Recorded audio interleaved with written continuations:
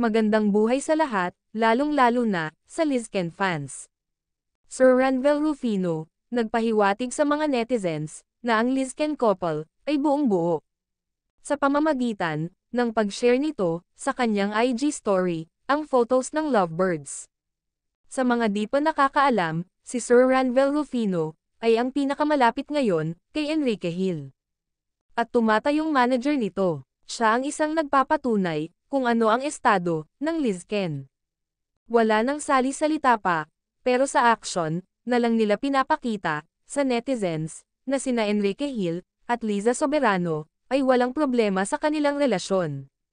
Di gaya ng kumakalat muli ngayon sa social media na nasa healing process ang dalawa. At kaya daw, masaya na si Enrique Hill ngayon dahil naka-move on na. Iyan ay haka-haka lamang ng mga trolls. Ang malinaw sa lahat, ang Lizken couple ay kampante sa isa't isa, nagsusuportahan sa lahat ng kanilang proyekto, at masaya sila pareho sa lahat ng naging trabaho ng bawat isa sa kanila hanggang sa muling update. Salamat sa suporta.